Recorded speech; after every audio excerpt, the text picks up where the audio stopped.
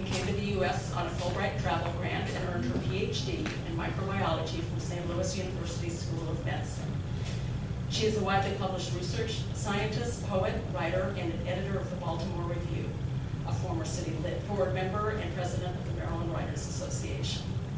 Her work has been published in the Baltimore Sun, the Christian Science Monitor, Catholic Digest, Crab Orchard Review. Is this thing still? Yeah, okay, good. Didn't sound like it.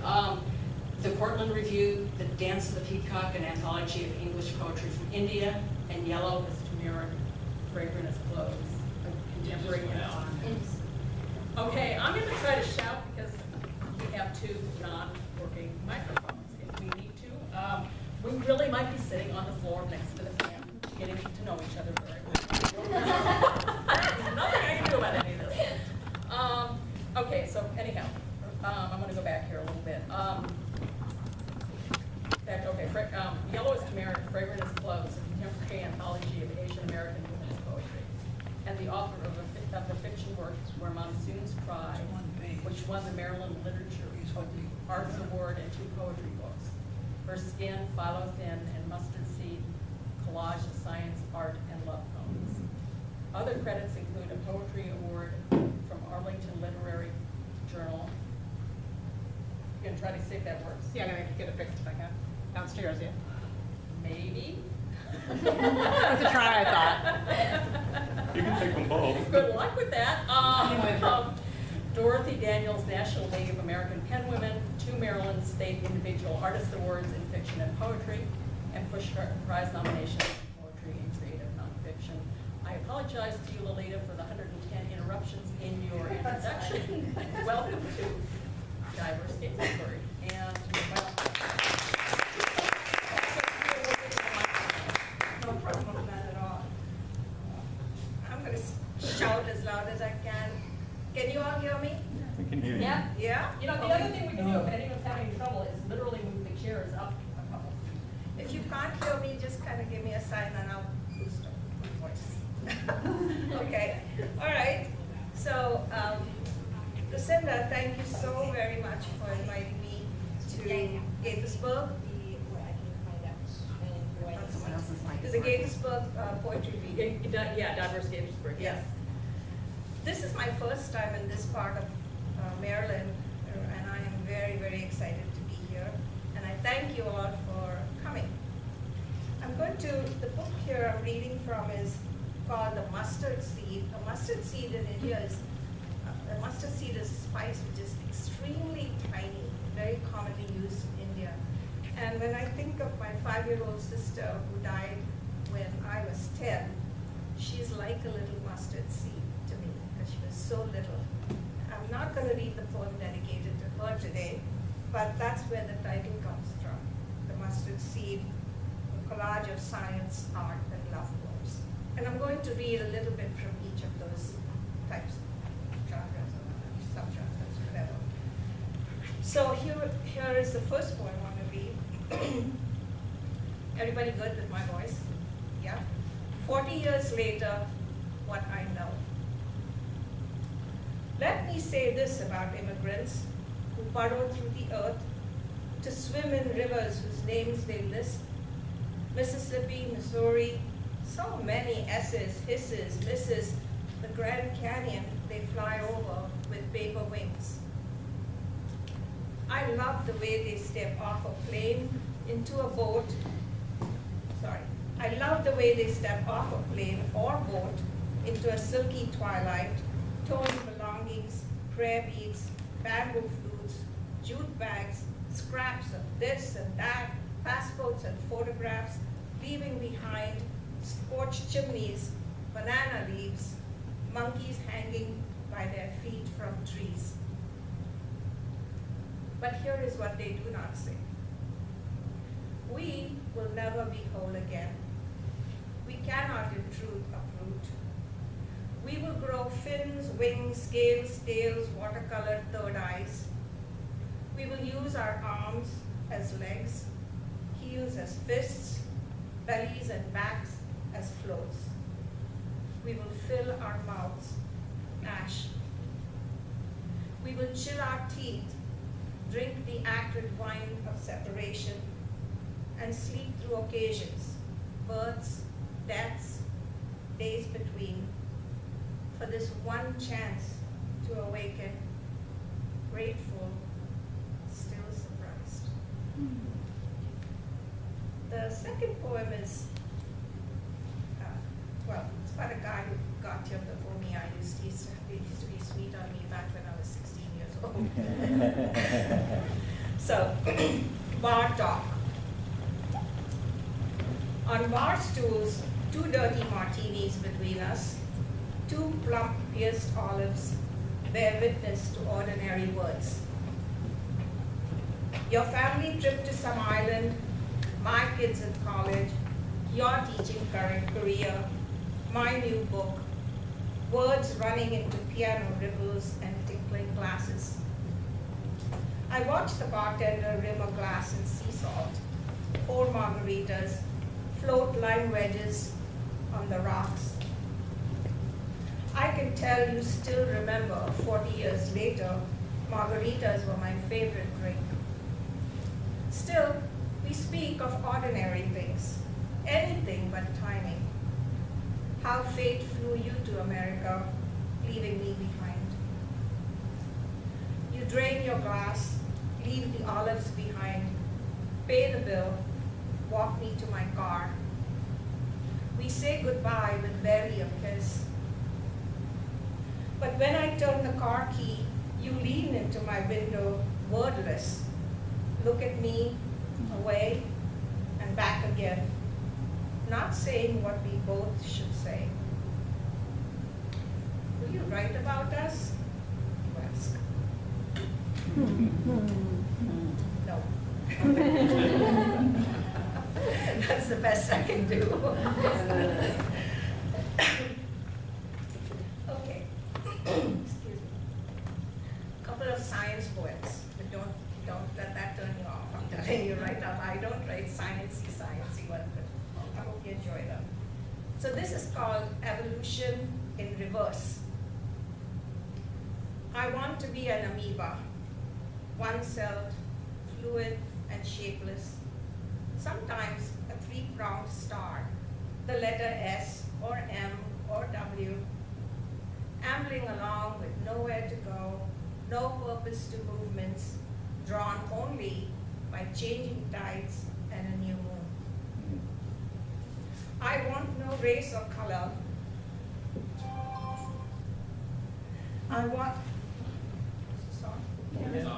Okay.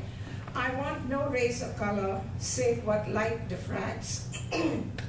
No age, sex, sexual preference, no political convictions, only binary fissions of nucleus and protoplasm, mitotic divisions to infinity.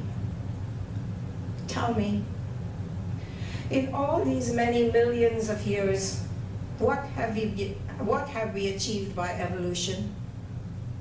Were we not immortal long before we knew it? Right. Beyond the Cenozoic era. Eons from now will be found fossils in sedimentary rock, wrapped like Egyptian mummies in a tinge of grief. Some higher species will think we are extinct like the dinosaurs.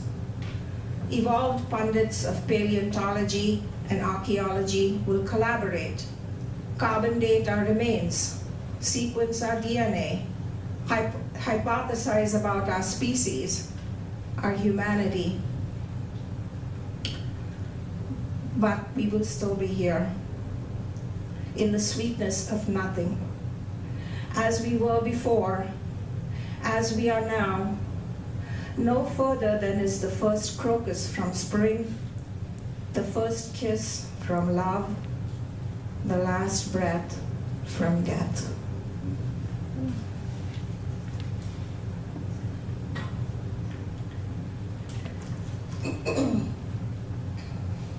Bird of paradise. Cradled in leaves 2 feet long, sword-shaped and edged in crimson, The yolk yellow bird of paradise nestles as bees hover about and settle. Curled up on a wide marble ledge, dragonflies sail above my head. I move with the sun, unfurl behind pillars for shade, and open the newspaper. A saffron-robed priest awakens from his meditation, a knife gleaming at his throat.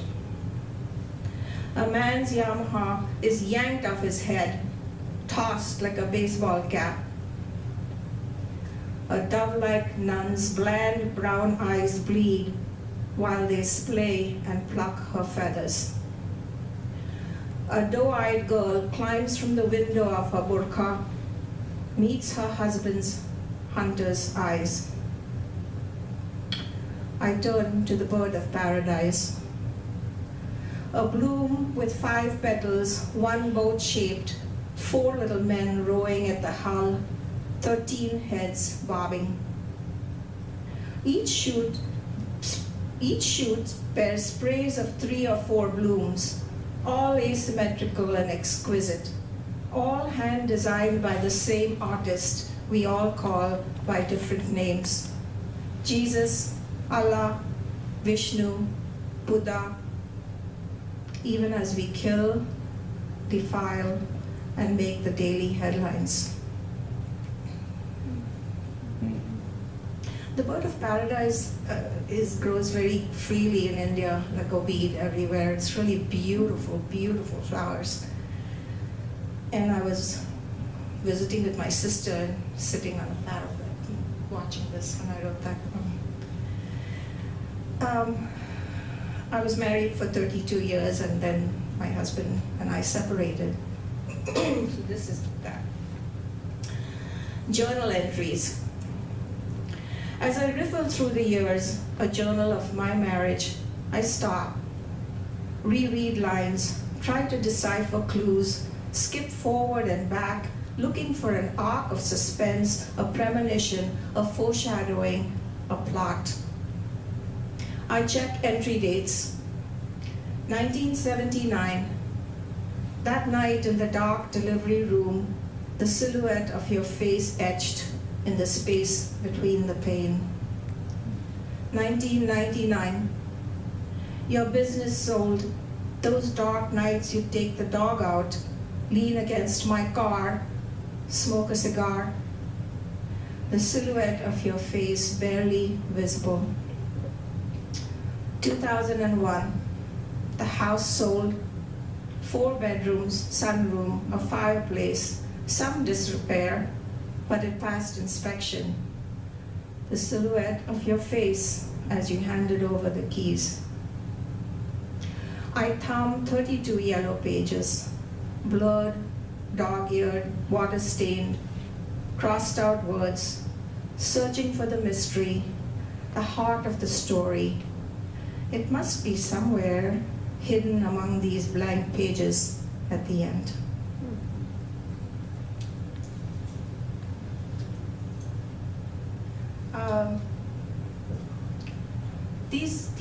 The next 2 poems of when I went to the BMA, and I love to write ekphrastic poetry and look at the art and write poetry. So I picked 2 to read to you. This one's called The Kiss, which most of you will be familiar with after Rodin's The Kiss. It's the way your hand rests on her thigh, barely touches her buttocks, your thumb poised above, the way she sits sideways, astride between your legs, open wide. It's the way her arm encircles your neck, one on your breast, the way she lifts her face from the cave of your arm, the way you take her only with your lips. It's how we know what drove Adam and Eve from paradise, why Paolo and Francesca left the gates of hell, why we stand and gaze and gaze.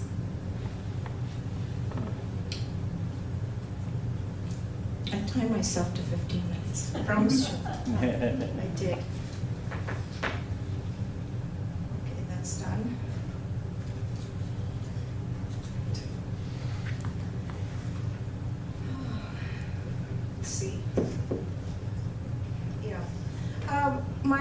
lived in India, and she was on her last legs, and I have a sister in New Zealand, I'm here, and a brother in Germany. And so we all took turns going to see her because we wanted to give her, you know, something to keep going for, like, I mean, looking forward to the next child and her next child and so on. So,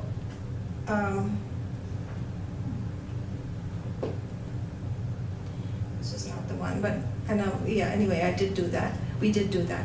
But this is called Mother Stories. She loved to tell us stories, and these are true. Called Mother Stories. The monsoons cried for days when as a child you told me stories. Family histories of who was who and how they came and went and whose ancestral flesh we wear. The boy, a priest, your cousin, who fell in love and lost his girl, his mind, his faith too, who spent the days wandering streets in search of what he never knew. The woman, his mother, who lost her way one moonless night and stepped into an open well without a sound, found when that fiery ball shone upon her afloat. The little girl, your aunt, who played upon a pile of wood and bitten by a snake fell asleep. The wood your father's father used to go ahead and build the house he meant to build, his child's face on every wall. You have told me stories. Round and round in rings of years, your words have taken root, bloomed into a story tree, which I now must tell, now that I've been called to speak your name. I think there's one last one here. Yeah. This was about the time after my husband left, and I was going through a really rough time. And I call this Across Bones. We lie still in the void between then and now. My grandmother, mother, and I, like bound pages in a book, back to front, arms about waists, tucked in decades, 100 years or more. But when on moonless nights I start to cry, my grandmother reaches far across my mother's bones, gathers my tears. It's all right. It will pass, she says. These things happen, have happened before, and will again. I inhale her breath and her mother's mother's breath, vapors of 10,000 years and years before that. When today becomes yesterday and days before that, she knows I will stretch across my daughter's bones, touch my granddaughter's cheek, say what she has said. We lie still in the space as one by one my grandmother puts back my tears into my eyes. Thank you all. Oh.